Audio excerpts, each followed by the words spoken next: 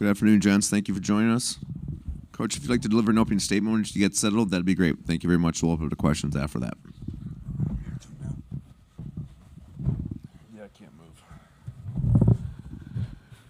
Well, obviously, very excited to be in the Elite Eight. Hard-fought game last night against a great Iowa State team. I thought we persevered and found a way to get here. Excited about the opportunity to play the defending national champions. Obviously, a very, very good basketball team. Danny's done a terrific job. But right where we wanted to be. Excited for the challenge. Got a great group of guys to my right and to my left that have performed all season. We're a team that has experienced many challenges, done a lot of really positive things, won a Big Ten championship tournament. We feel like we're playing our best, and excited for the opportunity. Thank you, Coach. Questions here? We'll take one in front. This is for Coleman and Ty. You guys haven't been an underdog all that often. Just how do you feel about that going up against the defending national champion going for a Final Four? I feel like there's no pressure on us. I feel like I feel like it's another game. We're gonna prepare the same way. We're gonna practice the same way. We're gonna go about film the same way. So it's no pressure for us. I feel confident. I feel comfortable. And yeah, it feels like we got another game, and we're grateful to be here. Yeah, I agree with Coleman. I think it's another game, and at the end of the day, we have to be ourselves and come to play and step up to that table and just accept the challenge. Thanks, fellas. We'll take one right here. Go ahead, front. Yeah, for Coleman and Marcus, this team appears to be having a lot of fun playing basketball right now. Has it been an enjoyable ride going back to day one last summer, or were there some things the team had to fight through to get to this point? Yeah, I mean, right now I think we're having a lot of fun. I think it's been really fun just enjoying winning, the winning feeling, the attention that's been brought to us, and then the connection that we have, and then just being able to wake up and play basketball another day. So I definitely think it's been a lot of fun. We have a fun group, and we continue to have a lot of fun. So. Yeah, I agree with Coleman. It's been a lot of fun. This ride has been a lot of fun. Just hanging out with our teammates on and off the court. Just everything that's a part of this. I think we just are enjoying being here. And when the time's to lock in, we lock in. But I think it's just it's been a special ride, and it's just been a lot of fun so far. And we're not ready for it to end yet. Thanks, Marcus. Right here in front. Yeah, for Coleman and Marcus, and maybe Coach Adam Zagoria. It's been about 25 years since the Big Ten has won a championship. Coach Izzo has said a couple times it's important, for the league to get another one. Do you think there's anything stylistically or strategically about Big Ten play that puts the teams in trouble in the tournament? And what would it mean to get one or two teams in the Final Four from the league this year? Good, Coleman. I don't think it's necessarily anything play style wise. I haven't been in the league for 25 years, but I've been here for 3 or 4. But I don't know. I just feel like the years I've been here, we've had some really good teams. I feel like the years I've been here, we've probably been the best conference in the country. And at the end of the day, like we've talked about, those seedings don't matter. It's whoever the best team is that night. And, I guess the Big Ten just hasn't had a team that has been able to go out and win 6 games in a row. So. Yeah, as far as the 20, 25 years, I think that's more of a question for him. I've obviously been here 1 year, so Yeah, I don't know why they haven't. I think we have a really good team, and so we're just looking to change that ourselves. Yeah, Adam, I think the year we were 1 seed, I thought we were really good, and had a bad day. I can't speak to anybody else's successes or disappointments in the tournament, but I felt like that team had an opportunity to be as good as anybody. It's what makes this event so special. It's not a series; it's one game, and if you don't play well, you go home. And that day Loyola was better than us. Prior to that,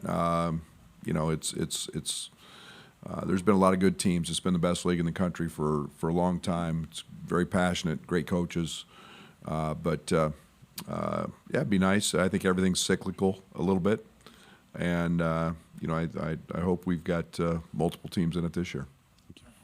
Right here in the middle. Trevor Hass with the Boston Globe. Question for Marcus and Quincy. Can you just speak to the advantages of having a lineup with L guys who are 6'6" or taller, how that might help against UConn in particular with their length and athleticism as well? Yeah, UConn is a really good team, so I think our size and our versatility will really help us.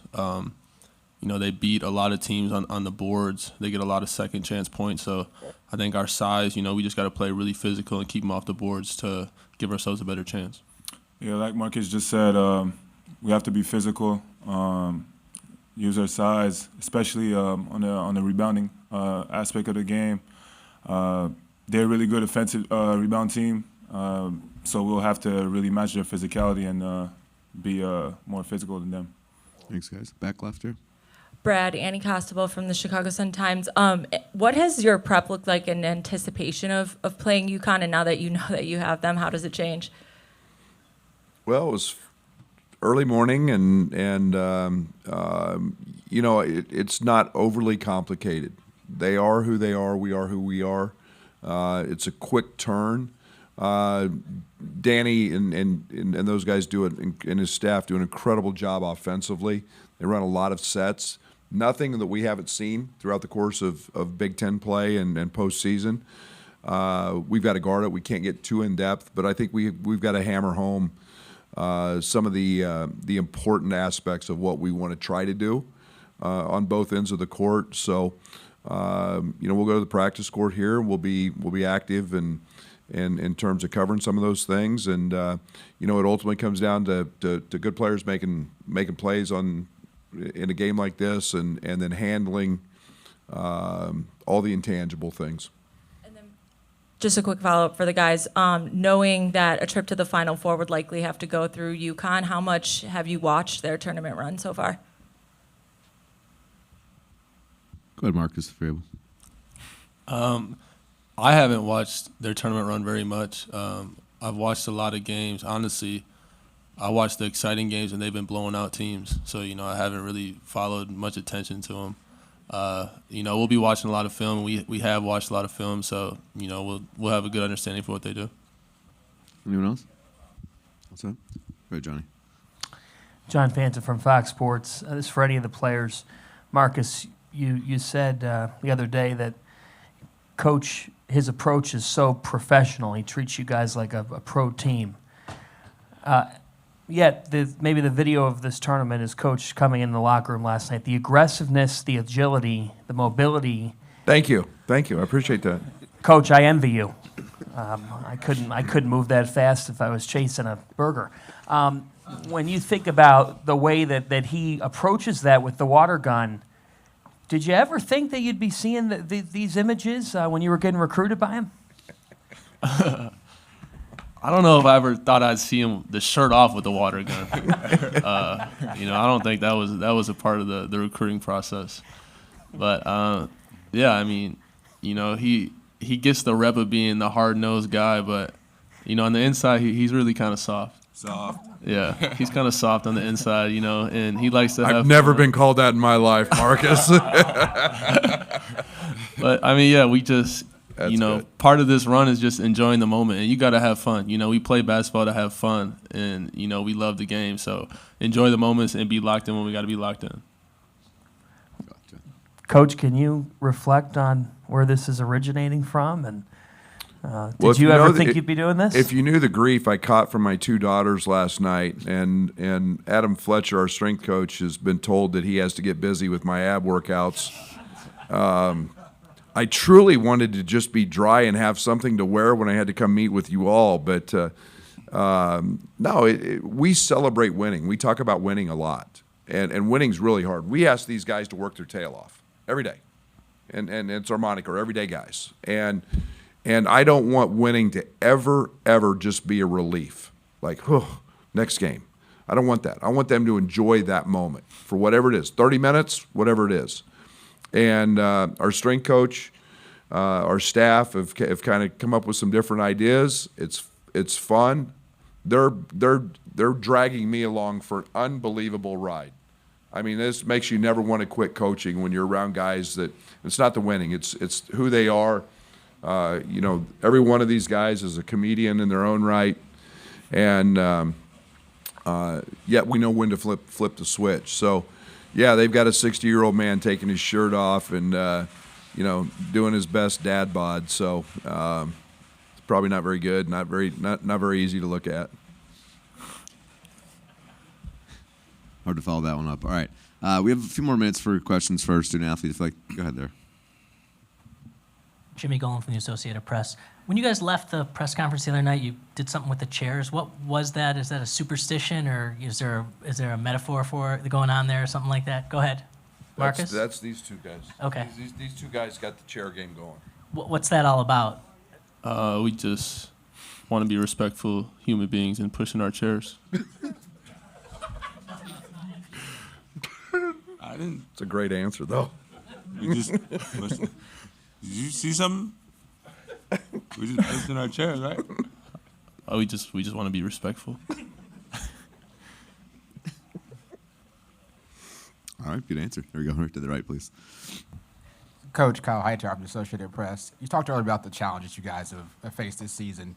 Obviously, the one with Terrence is a unique one. But how much is having a veteran group around, you know, such a veteran group you've had this season, help everyone navigate all the challenges you've had this season to get to this point? Yeah, the season's a roller coaster, and it's obviously Terrence's situation. We've had injuries. We played start of the year where Coleman, missed 3 or 4 games. As well, you deal with illness. It's a roller coaster. It's a long season. It covers many months. This group's maturity, their connectivity, I use that word a lot, has allowed us to be strong, grow stronger, persevere, come together more, enjoy the challenges through all of that, whether it was Nico breaking his foot or Amani's back injury, Coleman's knee, the sicknesses we've had. It just brings you all together, and through that is tremendous growth and connectivity that's developed here. We're here in front. This is for Coleman and Brad. You guys had a daunting non-conference schedule, played Purdue a couple times, Tennessee. Is there anything about those games that prepare you for a team like UConn? Yeah, I think, those are 2 teams that we lost to, and I feel like all 3 of those games that we played, they were really good teams, but I feel like we could have won. So I feel like we were able to learn from our mistakes, and I feel like it definitely gave us a sense of what a feel for the NCAA tournament would be like. Really high-level competitive games, great defensive teams. With Purdue, it was getting out in transition, scoring the ball, guarding their actions, and those are 2 teams that are really good teams. So I definitely think it was just a learning experience for us, and we were able to learn from mistakes, and it definitely did prepare us for these moments for sure. You play the best to get ready to play the best, and never know. Again, we've never run away from scheduling at Illinois. We're always going to play really good people. We're going to challenge ourselves on the road, as we did with Tennessee. Game that could have gone either way. And again, I think this team is has grown a great deal since those games. We're a rebound away against Purdue, and in a hard-fought game, which was our last loss. UConn is terrific, and they're right there up there with the best teams we've played. But we've seen them all in the Big Ten as well, and we're excited for the opportunity. Got time for one more with our guys right here in front. Yeah, Dave Borges, Hearst, Connecticut Media. Quincy, you played against UConn last year, if I'm not mistaken, out in Portland. I know it probably seems like a long time ago. You were on a different team. They have a lot of different guys, but anything you can take from that game going into tomorrow night as far as what you know about UConn? I mean, yeah, they were a really good team. I think we lost that game by like 20 or 30. But yeah, they're a great team. Their offense is really good. They play good defensively too. But like Coach said, we just got to be focused on our game, how we've been defending. I'm gonna have to be really physical with them defensively and take care of defensive rebounds so we can push in transition. But it's all about us. Awesome. Coleman, Ty, Marcus, Quincy, you guys can head back. Thanks so much. Appreciate it. We'll take any further questions for Coach right here in front. You get a mic.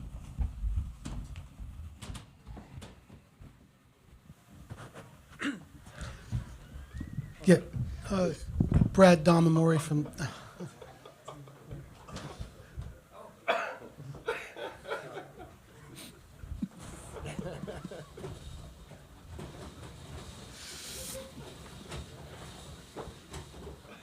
If you want to take a second, Coach, that's fine.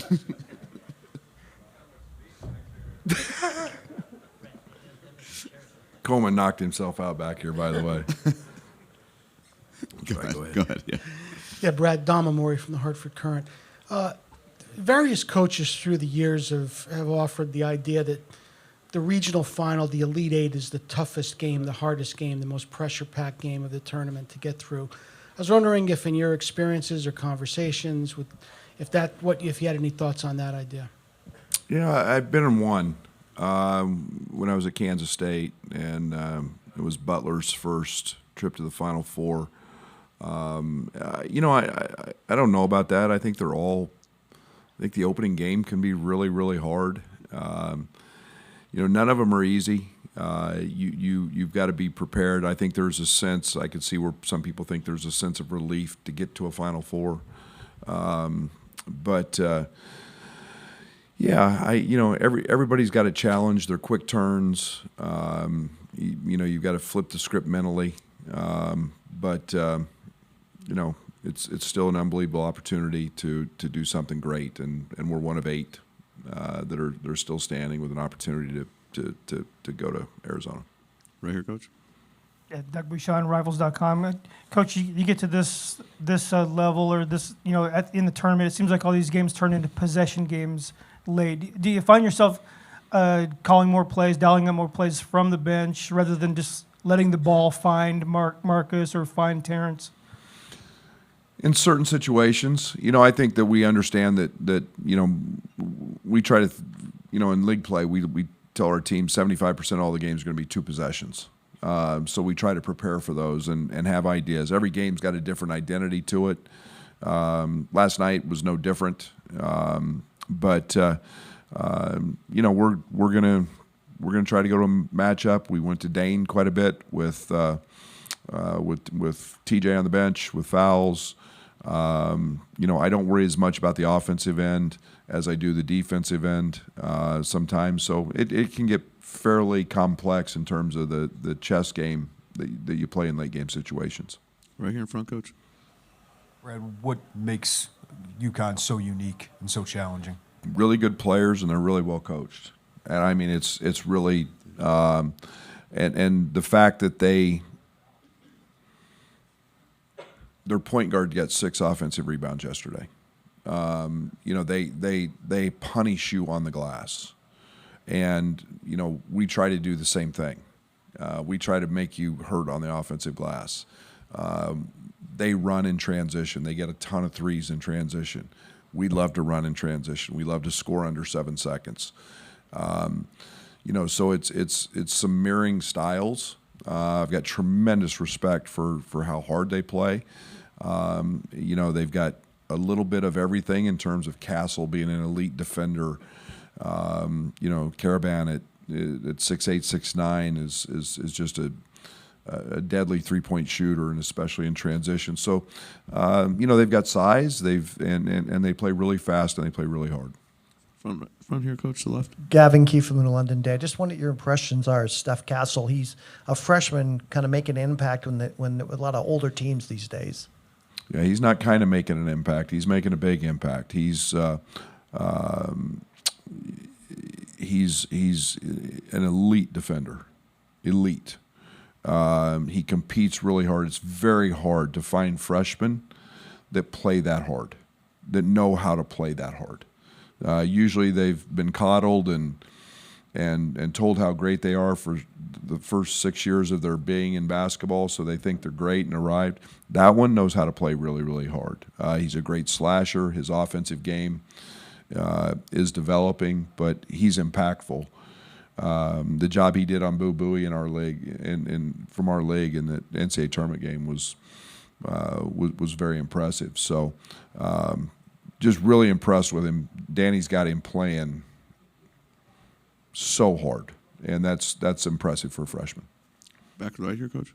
Hey, Brad. Rob Doster, Field of 68. Seems like your team is pretty uptight and nervous for this game tomorrow. We are. We're jittery. What is the value of having a group that's this loose? It doesn't seem like the moment is going to be too much for them. Age, old, maturity. Again, Marcus is a 2,000-point scorer. He's been in, Quincy's played in 160 games. There's nothing that they haven't seen. The question was asked, Quincy's seen UConn. There's just some value in that. It's not like you're running a bunch of young guys out here who you don't know what they're going to do. I know what this group's going to do. I know how they're going to react. We've been through the trials and tribulations of a long season, so you gain confidence from that. But Coleman's been 4 years. Ty's in his second. The other two guys are transfers with tons of experience. So they've won me over, and they're all very, very, very, very competitive. Right here you go, John. Fox Sports. Brad, when you say you've been through the trials and tribulations, what's a trial where every coach experiences one of those with their team, if not a couple of those, where you were most impressed with how this group responded and perhaps That's easy. learned even more? That's easy. And Penn State. At Penn State, we were just we had prepared terribly for multiple days for that game, and not knocking them. They moved the game into their old arena. It was a sellout crowd. It was amped, and we didn't play very well, but had a 10-point lead, and literally watched it just disintegrate in 30 seconds. And bad plays, dumb plays, bad fouls, you name it, we did it. And I didn't have to go into the locker room and say a word. I was calm. They knew, but they also knew I was going to get things right. And the next day or two weren't fun for them, but they were get right moments, and that's been a defining moment all year, because this group knew. They knew the preparation leading into it. We didn't deserve to win that game, and we tricked it off. Good, Jimmy. Jimmy Golan from the Associated Press. You mentioned the experience that your players have, and UConn's obviously coming off a national championship. How hard with the portal? How hard is it now to kind of build a team that, if you look at them, they can just come back and say, let's try it again, let's run it back, to not just have 1 year, but have a run of success? He's got a great staff. I think we do too. I think we've found success in the portal at a very, very high level, based on character, based on not just talent, not just I think it's character, and I think that you look at Spencer, character, tough, they fit. Their staff has done an incredible job of evaluating the guys that fit them. but they've also done it with really good recruiting. We've got great carryover in our program, and so we've added the right pieces. But it's got to be the right mesh, and in our case, it's been about, yeah, they got to be good, but it's the right character pieces, and those two guys, Justin Harmon, have been unbelievable this year and fitting in. Right here to your left, Coach. Coach Will Charlton here, SB Nation. This run that Terrence has been on, 25 or more points in the last 7 games. Have you seen anything like this in your time as a coach? Well, I was an assistant with Michael Beasley. Mike was pretty good, but he's doing it, and we don't run much to him. We're not running a lot of action to him. Marcus gets a ton of the attention. Coleman gets a ton of the attention in terms of offensive stuff, but I've used the term organic. It just kind of happens. He finds it, but he's been great all year. He was great early, and like I said, he had a few struggles on his return. That was just him not wanting to mess things up. But he had 29 last night. I didn't know it, and he played 29 minutes and missed 5 free throws and some wide open threes. Otherwise, he could have had a 40-point night. But he's a special player, special talent. Right here, Coach. Hi, Tara Sullivan from the Boston Globe. In the big picture, college basketball has withstood plenty, right? We talked about it the other day, one and dones or NIL, transfer portal.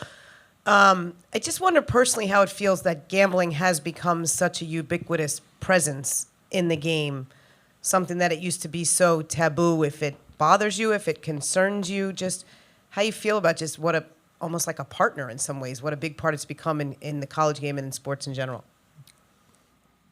Concerns me a lot. We have one of the greatest games, and it's the competitive integrity. I use that word a lot. Can never be challenged. I'm so much in favor of what the NCAA is doing, Mr. Baker, in terms of coming out against prop betting.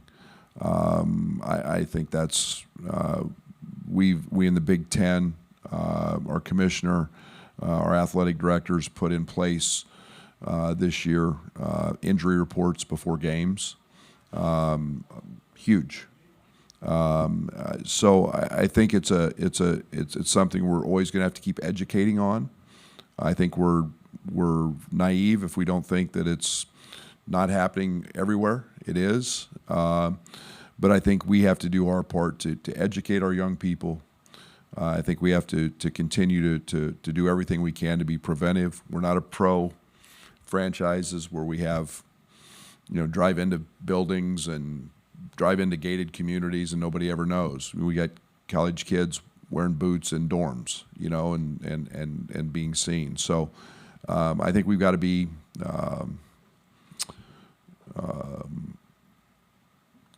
in the process of continual education. I know at the University of Illinois, we do it constantly, and making our student athletes aware of it. Thank you, Coach. Any other questions for Coach? Thank you. Thank you so much. Good luck tomorrow.